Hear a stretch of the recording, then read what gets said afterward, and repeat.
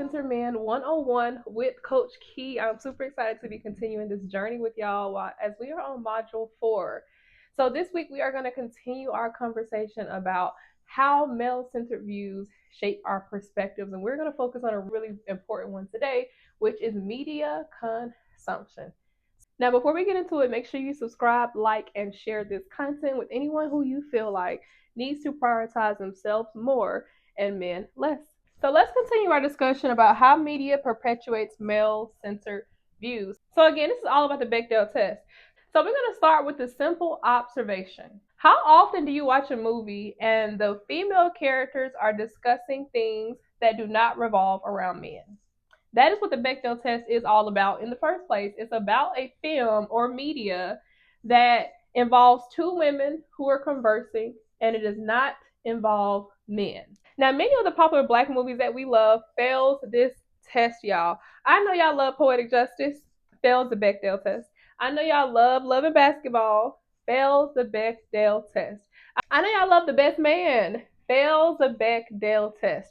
Although these are movies that we have watched throughout our entire childhood, for most of us, they failed the Bechdel test. And for us, a lot of us, those are classic love films. Those are classic black films in the community, and they all fail the Bechdel test.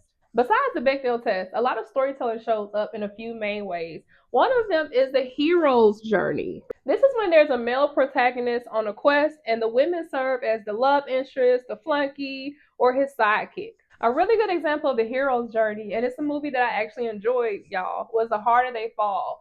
So Stagecoach Mary is just a supporting character for Nat Love's revenge. He's seeking revenge, and she's just a piece of that revenge, a beautiful piece of that revenge. Another way that media perpetuates male-centered views is through the male gaze. In films like this, the female character is usually something to look at. She's usually very aesthetically pleasing. She's very attractive. She's very good to look at. But she doesn't have any substance. There's nothing really important or special about her. There's no character development about her. A really good example of the male gaze is Belly. Now, y'all know we all think about that scene with Keisha. We think about that scene with Keisha all the time. But Keisha doesn't get any character development in Belly. But we all, to this day, are thinking about that movie, and a big reason why we think about that movie is Keisha, is the scenes with Keisha, is the moments where Keisha is on camera. So Belly is a really good example of how the male gaze is portrayed in storytelling when it comes to women just seen as being beautiful objects for the man. Okay, a third way that the media perpetuates male-centered views is through emotional labor. So what happens is that the woman is only there as a fix for the man. She's there to fix him up. She's there to make him a better person. She's there to help him grow. She's there to help him do things his parents didn't do. Okay. A really, really good example of this is Acrimony. The entire movie in Acrimony, Melinda is blowing through her money in order to finance her husband's dreams, in order to finance his goals. And he spends, I think, almost 2 decades running through her money and never being successful until after their relationship ends. So in that movie, she was doing all the emotional labor. She was going to work. She was burning herself out. She was exhausted. No lie, y'all. I remember going to see Acrimony by myself. I went to the movies, saw Acrimony by myself, was in a relationship at that time. I watched Acrimony and I was like, hell no. I was like, this is not going to be me, because I was in a relationship where I was doing most of the emotional labor and I was the one putting forth all the energy, finances, the things that needed to be invested into a relationship for it to move forward. I was the only one doing that. I watched that movie and it was like me seeing how my life could be in 20 years if I stayed where I was at. I was like, absolutely not. And got up out of there. What Glorilla say? Got out of there, okay? Here are 3 ways that the media perpetuates male-centered views. 1 is through the hero's journey. 2 is through the male gaze. And 3 is through emotional labor. I want you to make sure you're not getting trapped in the media that you consume. If you find yourself constantly being the person in the relationship doing all or most of the emotional labor, see if you're watching those kind of movies. If you find yourself only spending time with men who are there because they find you attractive, they don't really care about who you are as a person or care about learning you. Maybe you're in a whole bunch of relationships where you're just there for the male gaze. If you find yourself constantly being like your homeboy or your boyfriend or your partner's lackey, their flunky, you feel like they're the main character and you're just along for their ride and you're along to kind of do what they want you to do and figure out things the way that they want you to figure it out, you're probably on a hero's journey. You're probably just there, help support him become the hero. Think about what media you're consuming and how you're showing up in your relationships with men. Now, another really good example of male-centered views in media is Waiting to Exhale versus Baby Boy. Now, I really like this because although Waiting to Exhale had a lot to do about men and a lot to do about romantic relationships, they still talked about their career. They still talked about their personal growth. They talked about sisterhood. They talked about health. They talked about self-worth. They talked about healing. They talked about showing up in their own lives better and showing up for their kid better and showing up in the world as healthier human beings. Whereas in Baby Boy, this movie was about Jody. It was centered around Jody, whereas Yvette kind of got the short end of the stick. I know a lot of y'all love Baby Boy. Yvette should have left him alone. That was Baby Boy was not a happy ending for me because there's no way in hell a man brings you an STD, babies, cheating with women that you work with, all those things, and then in the end it's supposed to be this happy marriage and you're pregnant again. I'm sorry, but that's an L to me. That is not a win to me. I don't see that as a win. So I feel like Baby Boy is a really good example of the Bechdel test completely failing. I feel like in Baby Boy there was a lot of emotional labor from Yvette because Yvette was doing a lot of the emotional labor. And there was a lot of, I want to say, the hero's journey. Because by the end, we're supposed to be like cheering and clapping and happy that he made these changes, with yes, he should. But he should be making those changes for himself and for his children. I don't know about him being a family man. Because you can't just snap your fingers and become a family man. That's not how that works. Being a family man includes ingrained values and beliefs that Jody just did not have, and that Jody, in my opinion, did not learn and grow throughout the film. So I feel like Baby Boy is a really good example of a woman who is doing most of the emotional labor. And so I definitely want to hear your thoughts about my comparison between Waiting to Exhale and Baby Boy. Drop a comment in the chat about what you think about this comparison. And if you have two movies that you want to hear me compare, or two films, two songs, whatever media you want me to compare, please let me know because I like doing this. So drop a comment in the chat what you think about Waiting to Exhale versus Baby Boy. Also, if you've gotten this far in the video, make sure you drop a green heart. And thank you for joining and continuing on. So let's keep going.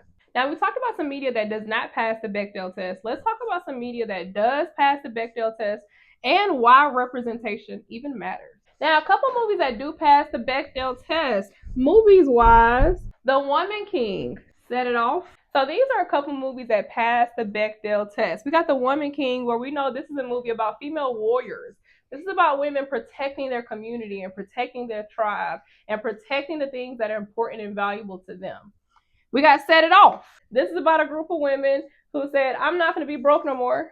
I'm not about to depend on a man for money. I'm not about to keep being disrespected and talk too crazy by this crazy ass man for money. So I'm about to take my destiny into my own hands and I'm going to rob a bank. That's what Set It Off is about. So these movies pass the Bechdel test. Of course, there are conversations about men, but that's not what the movie is about. The movie is not about their relationship with men. Those things are just parts of their life as they're navigating everything else going on with them.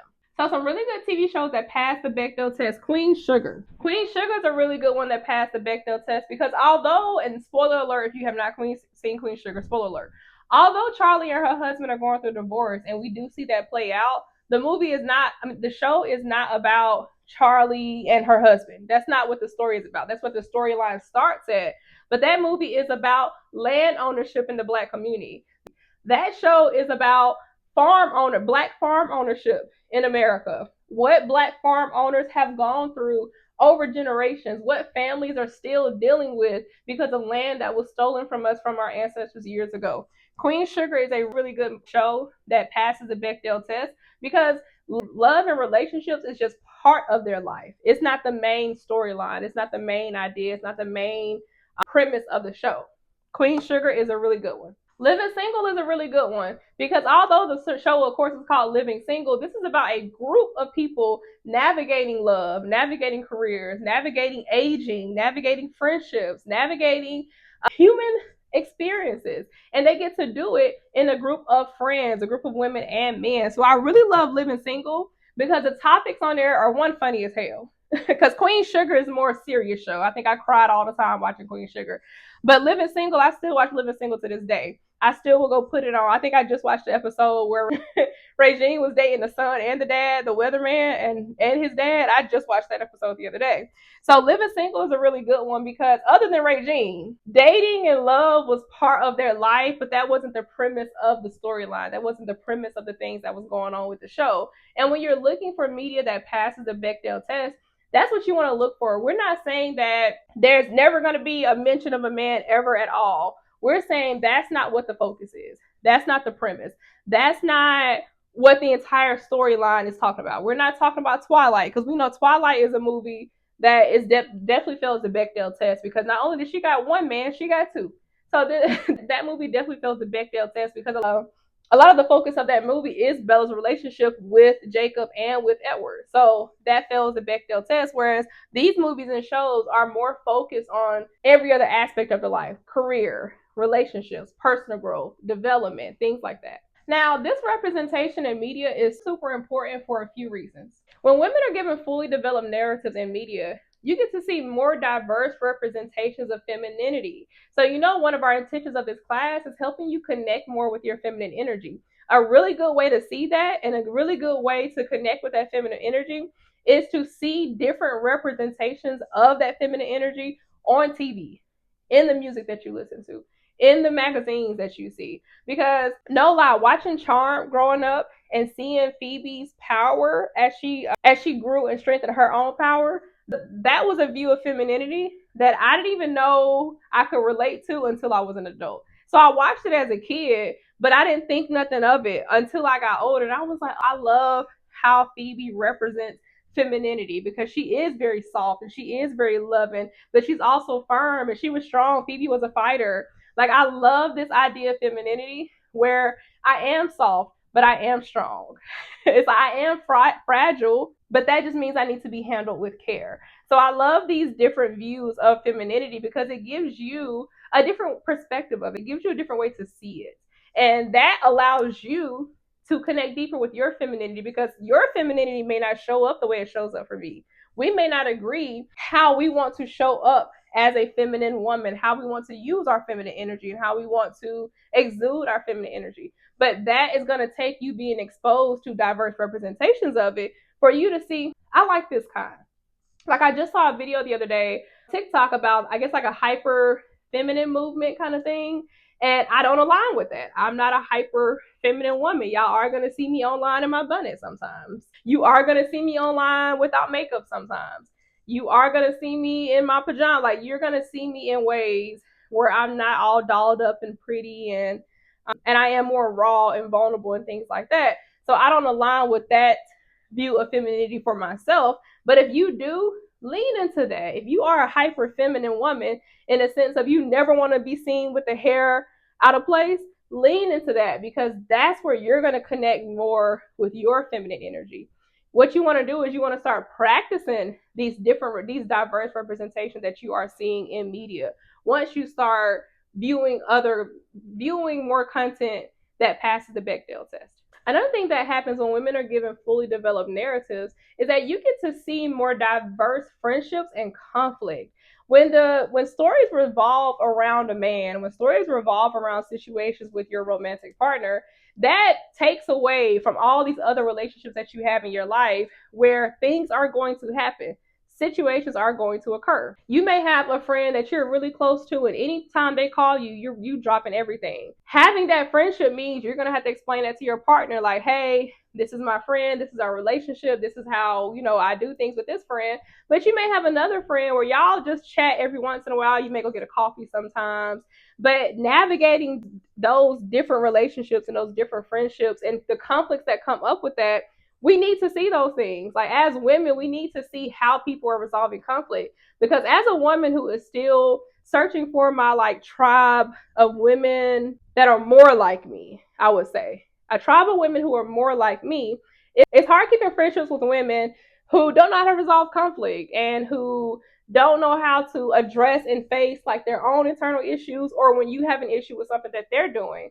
So it becomes this constant battle where it's like we need to see this happen on TV. I love Insecure. I love how we saw Molly and Issa's relationship, kind of the peaks and highs of that relationship. We need to see that on TV.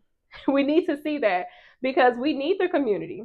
We need women supporting women. We need women wanting to be around women and wanting to be girls' girl. We talked about that last week. Being a true girls' girl is being able to call out other women and being able to confront other women and being able to address conflict in a healthy way with other women. Also, when women are given fully developed narratives, it gives you the chance to see what else women have going on in their lives. A lot of times when we're watching shows and movies, all we see is the drop off at school or the pickup or the mom things, or we see the wife things, or we see the girlfriend things. A lot of times we're not seeing the moments where she's hustling, trying to, trying to do things for her business. A lot of times we're not seeing the moments where she's journaling, to get her own feelings out. A lot of times we're not seeing women go through personal development journeys and personal growth journeys in films. A lot of times it is solely about the relationships. So we've dived deeper into male-centered views. We've talked about what passes the Bechdel test in media and what is not passing the Bechdel test. So now I want to talk about how to critically evaluate the media you consume. Because I know I listed probably a few movies that a lot of y'all have seen, but I want you to start evaluating every piece of media that you consume.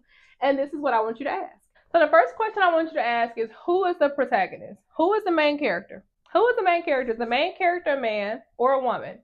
Is the woman supporting a man? Is the woman's character based on the relationship with the man? Start asking yourself, who is the protagonist? Next, I want you to notice the dialogue. Once you identify who the protagonist is and any supported characters, I want you to notice how many times and how often they're talking about men. So start tracking that in your brain as you are watching whatever media you're consuming. 3, I want you to assess the character depth. I want you to assess the character depth.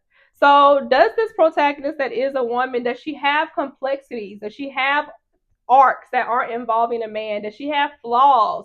Or is this character only here to support a man's views, a man's narrative, a male-centered narrative?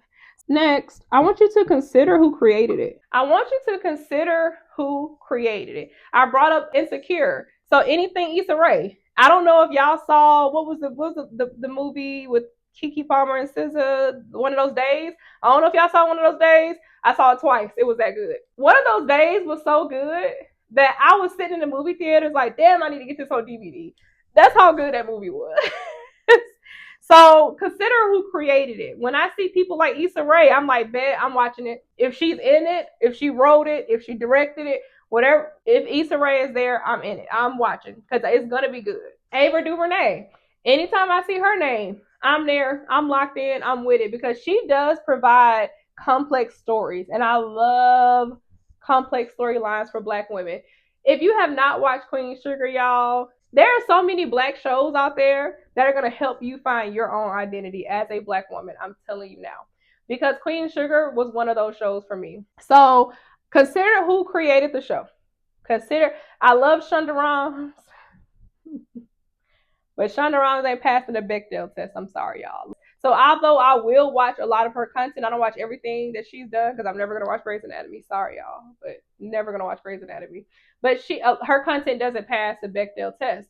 Whereas when you are critically evaluating the media you consume, you have to consider who created the media. Last but not least, you have to be intentional. So all 5 of these steps is about you being intentional in the media that you consume, being intentional about what you're watching and being intentional and understanding that what you watch and what you consume is going to shape the way that you live your own life. It's a really good idea to make sure that you are choosing stories and choosing films that allow women to share their experiences on their own terms.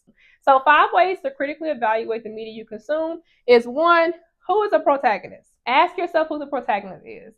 2, you need to notice dialogue. How often are they talking about men? 3, you need to assess character depth. Does she have flaws? Does she have complex parts of herself? Does she have an interesting arc? 4, you need to consider who created it. And 5, you need to be intentional. You need to be looking for stories where women are sharing their stories on their own terms and in their own way. All right, I want to thank everybody for joining me for another week of Decentralized Men 101. Y'all know it's time for homework. Y'all know it's time for homework. So our conscious conversation exercise is going to be take a 1-week media detox from media that fails the Bechdel test. So your conscious conversation exercise this week is I want you to take a 1-week media detox from media that fails the Bechdel test. And I want you to talk about this with the people in your life, because I don't think a lot of y'all understand how hard it's going to be to find media that passes the Bechdel test. If we're talking about true, authentic Bechdel test, they don't talk about men at all. But I'm saying that it just can't be about men. The film can't be about men. The movie can't be about men. Make sure it is about something else, okay? So take a 1-week media detox from media that fails the Bechdel test. That means take some time, use those 5 points to evaluate the media. Once you see that it fails the Bechdel test, go ahead and cut it off and find something else to watch. And it's even funny that I'm saying this because I've been watching Married at First Sight all week, y'all. So take a 1-week media detox from media that fails the Bechdel test, and then talk about this with the people around you. Talk about how hard it may be. Talk about how easy it is. Talk about what this experience is like. Now, per usual, of course, we have a journaling prompt as well. So your journaling prompt this week is going to follow your conscious conversation exercise. Your first journaling prompt question: did you find it challenging to find content? Was it hard for you to find content that passes the Bechdel test? That's your first journaling prompt. The next one is, how did this challenge make you feel? Did you feel overwhelmed? Was it frustrating? Was it annoying? Were you upset? How did this challenge make you feel? Last, did you notice a difference in your conversations or mindset? So after this week, I want you to ask yourself, did you find it challenging to find content? How did this challenge make you feel? Did you notice a difference in your conversation or mindset? So these are your journaling prompts that go along with your conscious conversation exercise of taking a week away from a media detox from media that does not pass the Bechdel test. Make sure you are tuning in every Sunday at 8 p.m. We were here last Sunday at 8 p.m. Make sure you're tuning in every Sunday at 8 p.m. live. We're going to discuss the conscious conversation exercise and the journaling prompts live every Sunday. Y'all remember our week ends on Sunday, begins on Monday. I post these videos somewhere between Monday and Wednesday because, like I said, this internship kicking my ass. So I've been having to prioritize. Okay. Thank y'all for understanding. But again, there's your journaling prompts. That is your conscious conversation exercise for the week. And I want to remind you that what we watch and consume in media matters. The more that you consume women-led narratives, the easier it's going to be to decenter men in your life and take back your power and indulge in your feminine energy. Use your feminine energy to attract all the things that you desire in this world, because you deserve it. Not because you work hard, not because you give, not because of anything that you do, but because it's your birthright.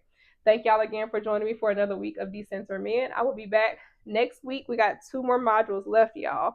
So make sure you're tune in, share, like, subscribe, and I will see y'all again on Sunday.